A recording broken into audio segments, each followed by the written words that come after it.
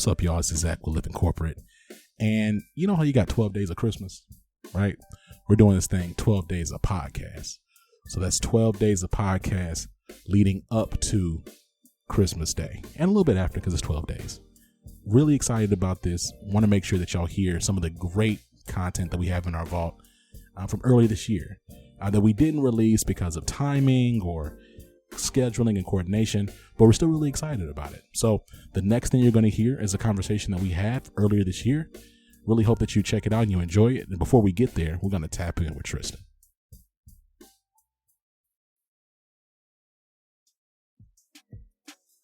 What's going on, Living Corporate fam? It's Tristan of Layfield Resume Consulting, and I've teamed up with Living Corporate to bring you all a weekly career tip. This week, let's talk about how you can gain new skills without going back to school. Sometimes we utilize the skills we currently have to their maximum capacity, or we need to learn something new in order to advance our careers. But we don't want to go back to school. I get it, school's expensive, and it isn't getting any cheaper anytime soon. So here's a few ways you can gain some new skills without going back to school. First, consider professional certifications. Maybe you want to get into project management, consider taking a project management professional PMP course and certification exam. Or if you want to get into HR, maybe you can work towards a professional in human resources certification. Next, utilize the internet. Places like Coursera and Skillshare, among many others, offer free and low-cost courses to gain new skills. Also, let's not discount YouTube University. Not only can you utilize YouTube to learn a specific task you need to complete, but there are even whole courses on YouTube. Next, consider entrepreneurship. I think many people discredit the skills you can learn through entrepreneurship. Take me, for example. In my business, I didn't just learn more about recruiting and resumes. I learned digital marketing, social media marketing, more operation skills, bits of accounting, sales, and so much more. While this may not have been taken into account previously, this idea of intrapreneurship or having an entrepreneurial mindset while working in corporate is taking off, so skills gained like this are becoming more valuable. You can also utilize entrepreneurship to break into new industries that you've been trying to get into in order to gain some experience. Next, consider internships. I know working for free or at a discounted rate is not usually what we want to do, but sometimes experience is just the best teacher. It can also open new doors if you give it your all. This is also a great way to break into new industries. So those are just a few ways you can gain some additional skills without heading back to anyone's campus and amassing more student loan debt. This tip was brought to you by Tristan of Layfield Resume Consulting. Check us out on Instagram, Twitter, and Facebook at Layfield Resume, or connect with me, Tristan Layfield, on LinkedIn.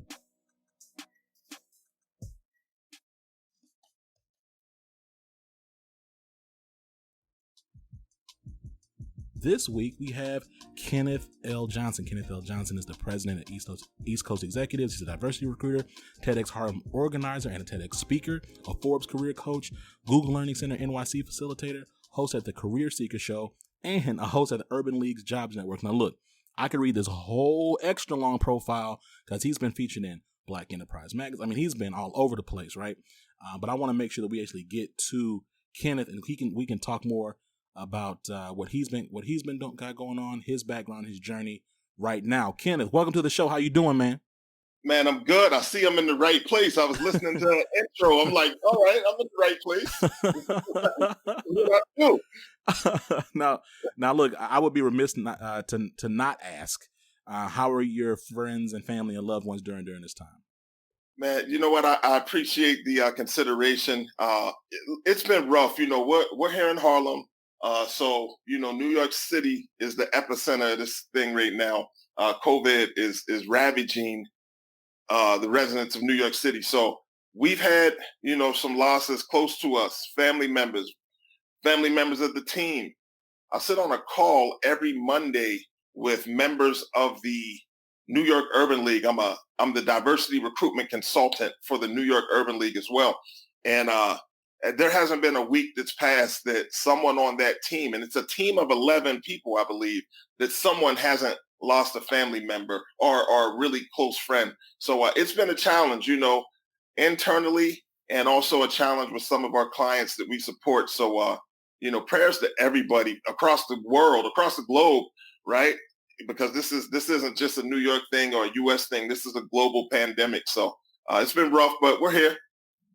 So let's talk a little bit about it. Like, I gave a bit of an intro, but I'd love to hear more about, for the folks who don't know you, share a little bit more about what you got going on, your profile, and what are you doing during this season? Exactly. Yeah. All right. So, I think you started out in the right place. I'm president of East Coast Executives. We're a diversity recruitment firm based out of Harlem, New York. So companies come to us when they're looking to add diverse talent to their recruitment pipelines. That's the foundation. Everything else kind of grew off of that, right? So I started my business back in '01. So I've been doing this for a minute, but it's always kind of what I knew I wanted to do. I just didn't know it existed, uh, but I knew what I wanted to do. I didn't know how to frame it. And when I finally was able to get a grasp on that, I was able to kind of move in the direction that needed to move into. But everything else kind of came from the work that we do in that space. So the, the relationships with Forbes and the relationships with Google and the relationships with TEDx, all of that stuff came from the work we do as the diversity recruitment leader. And so let's talk about, like, it's interesting. Like, I want to learn more about how you were able to engage in all these different various spaces, right? So we got your TEDx, Forbes Career Code, like Google. Like, what did it look like to build this this network over time? Yeah, that's a really good question. And the only way I can explain it, Zach, and you know this because you're building it right now. It's the work, right? So the work and the relationships. When I was able to secure the Career Seeker Show, it's a show we do out in Philly. That's the hometown. So it's a show we do out in Philly on 106.5 WPPM FM, and we brand it as your only source for career and job search information with a focus on diversity. When I got that, I was coming from a place of giving, right? They have a studio out there called Philly Cam, and I wanted to record some of my live workshops. I do some workshops in Philly with a place called Project Home. And basically they're designed to support people that are homeless with connecting with employment, right? So it was coming straight from a place of giving. And I said, the workshops are really good. I'd like to record them. And then I don't have to come out here and do this every Wednesday. We can record it and keep it going because we were doing 8-week cycles. And as I was learning how to physically record the like audio and visual, like how to record. I was taking a class on cameras and things of that nature. It just so happened that the TV studio said, hey, you know what? We actually are starting a radio station and we think your idea would be great for radio. So they came to me with it. So I just had positioned myself in the right place at the right time. And I find that a ton of the stuff that I became involved in came from a place of giving and doing the right thing. And then through that, people have came to me and said, listen, I got an opportunity that I think makes some sense. And so then, as I think about like media, and I think about like kind of the work that you've been doing, of course, like I keep up with your content. I saw your show with Minda Harts, right? And so, which one? Which one? The show from the Digital Career Success Series show? Digital Career, yes, that one. The Digital Career Success. That was great. That was fire. We actually did that at Microsoft, the Technology Center in Times Square here in Manhattan. It was great because we did it during the New York Urban League Centennial Job Fair. I brought Minda in and we did a live Digital Career Success Series. Anybody that's listening that wants to see that can go to the UL Jobs Network YouTube channel. Great show. Let's talk a little bit more about COVID-19, right? And your space as executive recruitment and really kind of like in building representation up in this space. I'd love to know more about, as we look at this time, I'd love to know more about what does recruitment look like right now, particularly for Black and Brown executive leadership roles, considering the compression that we're seeing economically right now. Got you. So I've been thinking about this, and here's the thing. I'm going to try to answer this question as intelligently as possible because I want everyone to understand, as you had mentioned, this Memorial Day. So we're maybe 5 or 6 weeks in to this. I don't even want to say new normal because I don't know if we know what the new normal is going to look like, but we're 5 to 6 weeks in on really being engulfed by this pandemic here in this country. right? So from a recruitment standpoint, we're making decisions based on what we believe things are going to look like in 2030 versus what they're going to look like in 2020. We just have to be proactive and kind of think it through and see how things might look moving forward. So for us, I think in a sense, as a diversity recruitment firm, I think we're at an advantage. And I don't know if I've ever been at an advantage in the 19 years that we've been in business. I don't know if we've ever been at an advantage, but right now I think there's a leveling of the playing field. And here's why I say this, Zach. Now, as people, I believe that companies are going to start embracing remote work a little more diligently, a little more. I think it's going to be the way people look at things, right? So from our perspective, if I have Zach, you're in Texas, right? That's right. What city? Houston, man. All right, so you're in Houston. Shout out to everybody out there. So traditionally, if I was recruiting someone for a job in New York City, I would typically, if the company wasn't doing relocation, I would have to pretty much stay with a candidate pool that's in the tri-state area primarily. Now I can honestly, hopefully, give Zach Nunn a call and say, hey, listen, you don't even have to move. I have an opportunity in New York City, and they're 100% comfortable with you working remotely, right? Yeah. So now I can really pitch you for a job as a diverse candidate, and you're not even in that city. Now, New York has a good representation of diversity, as Houston does, but how about the companies and cities that may not be as diverse, or simply cities where, and let's just be real for us, I'm talking about Black people, maybe cities where Black people prefer not to live, whatever they may be, for whatever reason. Now I can honestly recruit people from markets. I can recruit people from Atlanta.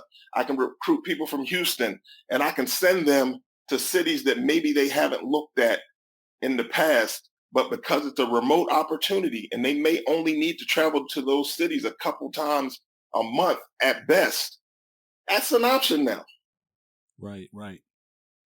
And and that's how we always recruited. Like we had a national footprint, but sometimes it was just a matter of moving talent around. So I think we're at an advantage because typically, we try to stay abreast of who the subject matter experts are, who the influencers are, who the top people are in each city. And that way, I think our line to filling an actual search request may be shorter or a little more streamlined from a diversity standpoint than the traditional company's talent acquisition team. What are you seeing from some of the companies that you've worked with as it pertains to attracting talent right now? Like, does it seem as if folks are kind of like pausing on that? Are they still trying to figure out ways to make it work? Or I'm not asking if it's not slowed at all. I would imagine it's slowed somewhat, but what trends or patterns, if any, have you been seeing from your clients right now? So, the way I kind of judge it is, how many passive inquiries do we get, on an average month, right? So I will say during the pandemic, and so I only have like a month sample, but we've had some conversations with some really big companies, Zach, and it's been out of the blue. Like typically I'm in business development mode. I'm touching people. I'm trying to get these conversations started. People have actually been reaching out to us from Fortune 50 companies saying, hey, listen, can we have a conversation about, the services that you provide and how maybe we can partner to add some diversity. And that's been great. So I think this time, because maybe people have slowed down some of the actual hiring, it's allowed the talent acquisition teams and the recruitment teams to sit back and say, all right, where do we need to get better? What have we been wanting to do? What's been in the mission that we're kind of falling short on? And if that's diversity, then what do we need to do to kind of ramp up prior to us coming out of the pandemic? Like, so when we come out, we're moving in the right direction. And in turn, I think we've received some calls because of that. So the companies aren't doing as much hiring, but I think they're doing a lot of strategic positioning. So, let's talk a little bit. So when you say strategic positioning, like give me a practical example of that. Yeah. So without saying the name of companies, because I just want to keep it completely transparent with you. Sure. So I got a call from a company. They have headquarters in New York City and in Charlotte and over in the UK. And they've been having some conversations about how I can support them, right? So really, right now, the conversations just are what's the process going to be as we start to identify talent for them?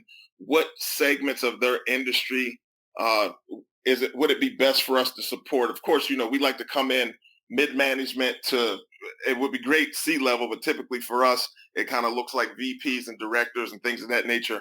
But where can we most add value, and how do we go about, setting up a strategy that'll allow us to just immediately run into seeing some of these candidates? Companies know that when we come out, a lot of people have shifted, and a lot of people will be maybe either looking for new opportunities or deciding that they want to transition, right, completely out of an industry. So the strategy involves kind of understanding what type of talent works best for that organization, and then is there a process that we need to go through here at East Coast Executives to identify it and present it? And that's all I mean by strategy. It's pretty standard, but it often works where we reach an agreement, we sign a contract to engage in a search, and then we go out and do it. This way, we're kind of speaking about it prior to us engaging in it and finding a strategy and a system that works best. Every employer's process is going to be different moving forward.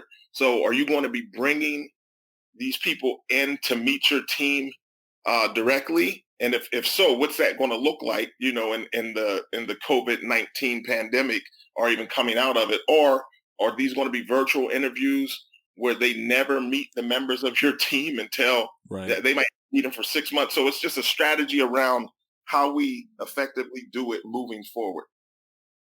And I'm trying to figure out, there's been a lot of different studies and research about the disproportionate impact of COVID-19 from a health equity perspective, right? So as you think about the death rates amongst Black and brown communities are significantly higher. In some communities, 3-4 times higher than that of their white counterparts.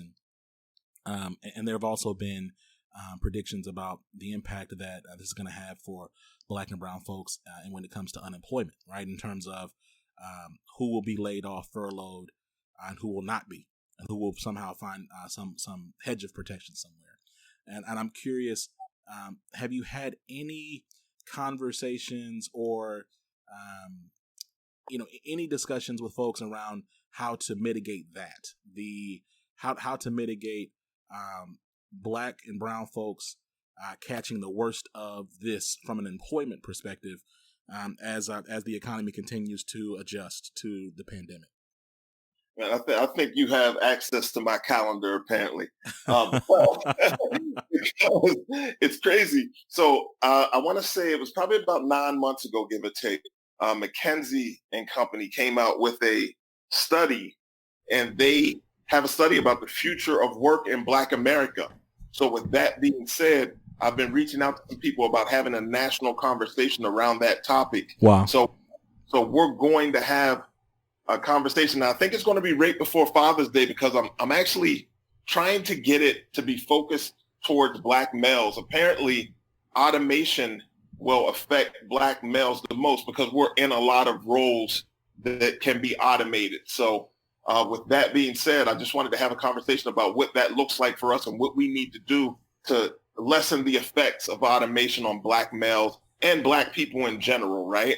So with that being said, I have a conversation planned with some really interesting people that I think will have some great ideas, and we're going to start addressing it on our own. I don't think other people need to address this for us. I think we need to be proactive as people of color and address the situation and hold some people accountable for allowing us to continue to earn a living.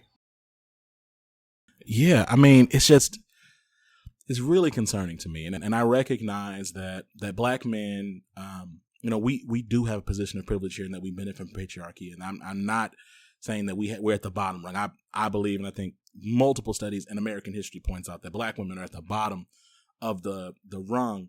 And as we think about systemic inequities, and we think about, I question if Black men have been considered enough as it pertains to mistreatment and disparate impact. And I don't see a lot of like public efforts around Black men, Right. and making sure that they have the support and resources that they need.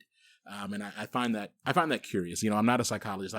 We've had folks on the show that we've talked about that a little bit in the past, and we'll continue to delve into it. But that's great. That's awesome. Yeah, I do recall the McKinsey article, the McKinsey research piece rather, very insightful, and that's really cool that you're doing that. So we got to make sure that once, as you ramp up around that conversation that happens, you got to come back on the show and let us know how it went. We got to talk about it. I would love to.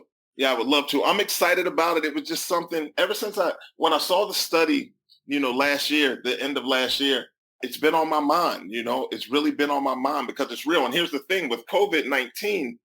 So, we knew we were headed toward a very automated workplace, right? And now COVID-19 has put that on full blast. We're not headed there. We're there. And we're running even closer to it. So what people thought was going to be the norm in 2030 might be the norm in 2022. So I think we really have some serious conversations.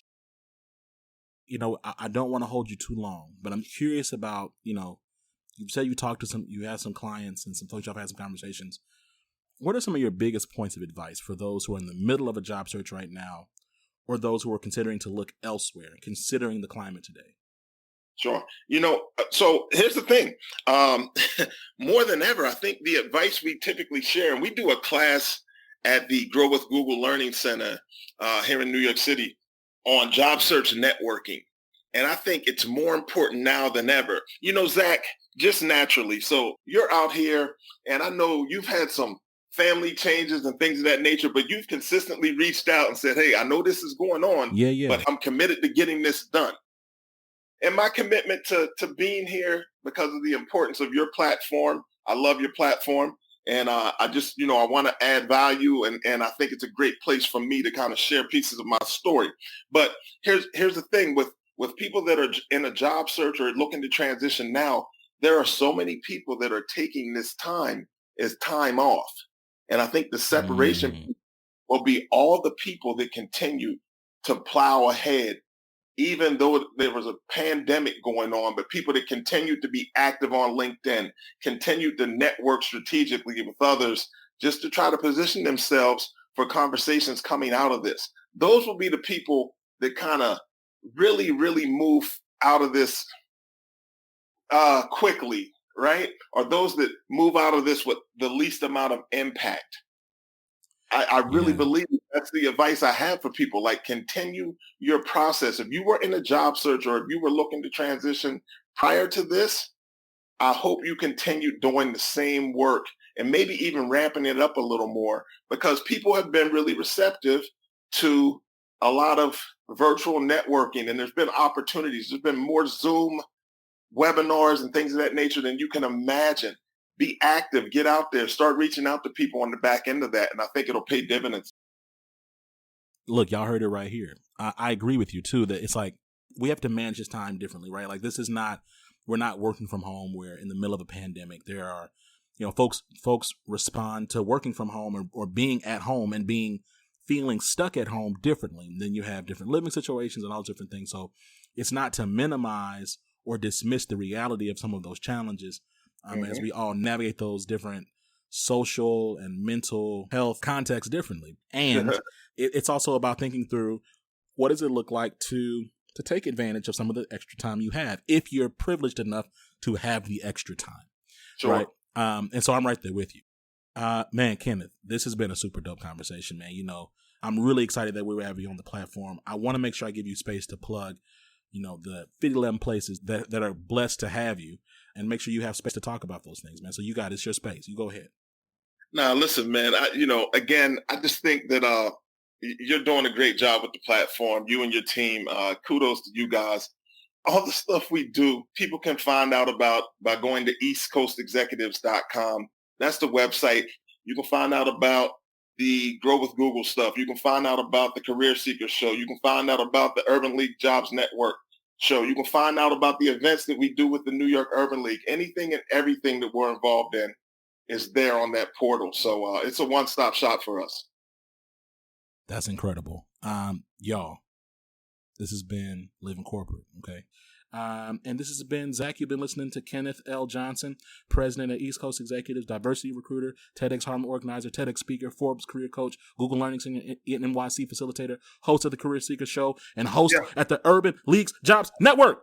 That's right. I'm turning up at the end. What's up? I got one more thing. What's up?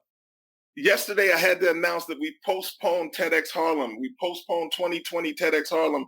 We're going to do it in 2021. The pandemic's here. We were going to do it at the National Black Theater here in Harlem on 5th Avenue, 126th and 5th. If you get a chance, if you're in Harlem, check them out. Yes. But we were going to do it there, but it's just we can't pull it together in time right now. You got to be safe, man. Yeah, so we're going to do it in 2021, God willing. Look, this is the thing. If you're going to do it, it has to be done right. It has to be done safely. It wouldn't make sense you do something like that in such a historic location for the people, and people aren't in the best position, right? Yeah. So I get that. That's awesome. Until next time, y'all. Peace. Listen, I want to thank y'all. I hope that this holiday season is treating you safe, that you're staying warm, and that you take care of yourself. We'll catch you soon. You know what it is. We're creating content that centers and amplifies Black and brown folks at work. We do this every single week. Make sure you give us 5 stars. If you're not, you a hater. But I love you anyway. All right. Peace.